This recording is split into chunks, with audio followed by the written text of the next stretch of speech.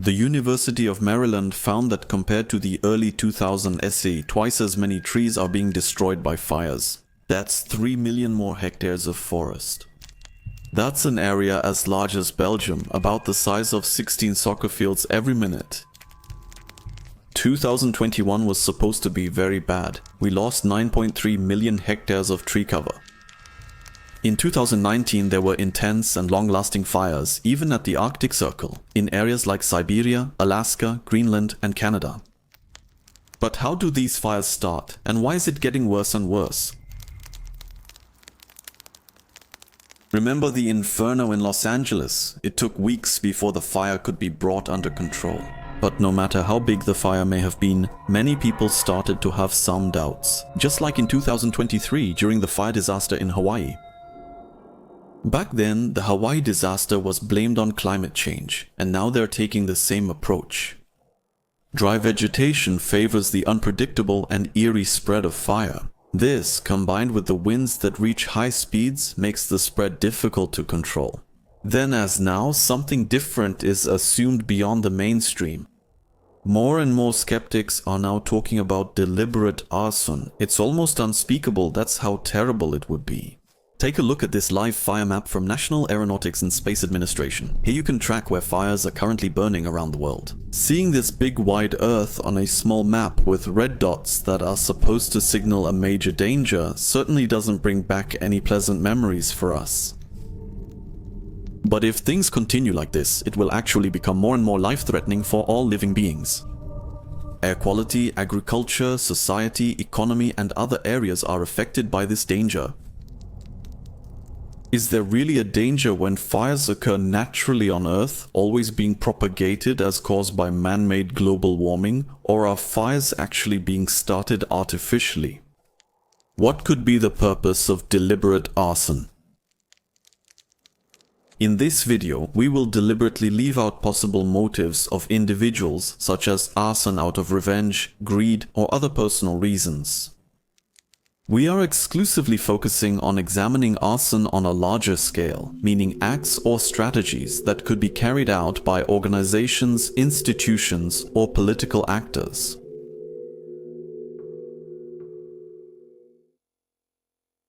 In 2023, the fires in Hawaii were seen in some circles as a pretext to radically transform the island into a smart city powered by artificial intelligence. Older houses would have to disappear in order to initiate modernization. Obvious technology conferences would be evidence of this. Conferences featuring sessions such as smart and connected cities and communities did occur, but the argument didn't go further back. In the media, you can hype things up and cause panic. On the one hand, you manage to get the most private recordings, phone calls, and so on, to expose with high technology, but on the other hand, it's never really clear what actually causes these fires. Fires in Turkey have become much more frequent, with many places burning one after another, and in some circles there's a discussion about whether this is even natural anymore. There is a document from 1959 on the official CIA website called Soviet Weather Control, which states that the Soviet Union was conducting serious and coordinated research programs on weather control. As early as the late 1950s, practical applications like cloud seeding were used to disperse fog at airfields. The United States considered this to be strategically relevant, since such techniques could be used for both civilian and military purposes. There is another document from 1960 called Climate Control, which was created by the research division of the Travelers Insurance Company. It deals with the need for a program to study climate control. The report Weather Modification, Programs, Problems, Policy and Potential from 1978 is another example of research in this field. It reviews United States weather modification research programs such as cloud seeding. This is an official report to the United States Congress. Even back then, it described technical and scientific problems as well as possible negative consequences for the environment and agriculture. The report emphasizes the need for national and international rules and control. It also shows the potential of targeted weather manipulation, for example for agriculture or disaster protection. The interesting thing is that the N-mode convention, which came into force in 1978, is still valid today, and it prohibits hostile use of environmental modifications. But what do we do with the report called Weather as a Force Multiplier, Owning the Weather in 2025? From 1996, by the United States Air Force as part of the Air Force 2025 project, which is a futuristic concept paper dealing with the military use of weather modification techniques in the year 2025. It covers topics such as control over weather conditions to influence warfare and logistics, or the use of technologies to affect weather phenomena like rain, fog, or storms. You need to let that sink in. But are there clearer indications that forest fires are being deliberately caused?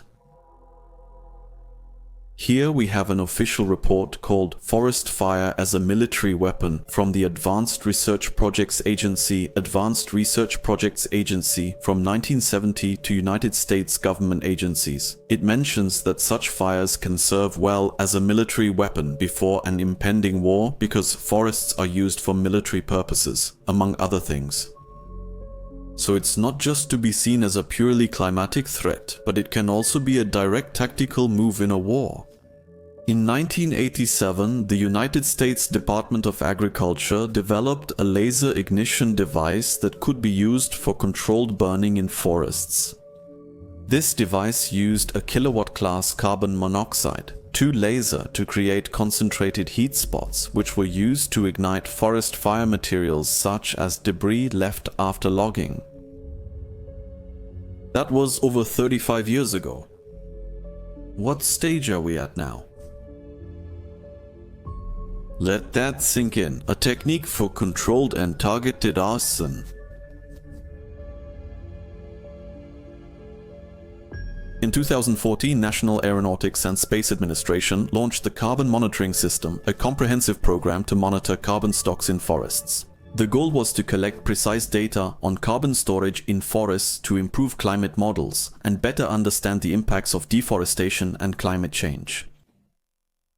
In 2018, National Aeronautics and Space Administration then released this comprehensive fire map, which documented global fire activities. The visualization showed that fires had increased in various regions of the world, including California, Scandinavia, Japan, and South Korea. And ultimately, National Aeronautics and Space Administration has held a patent since the 1980s for the so-called long-gain-length solar-pumped box laser. This system uses solar energy to operate a laser by extending the length of the active laser medium, thereby improving the efficiency of energy conversion.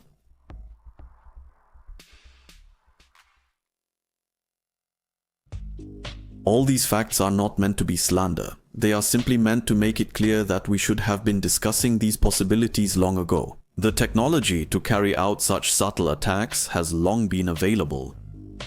Hybrid warfare is neither new nor futuristic. And we haven't even talked about the strange blue lights that were observed during the fires. Turkey is just a current example that has international political relevance and could hypothetically be considered a victim of such an attack due to regional conflicts.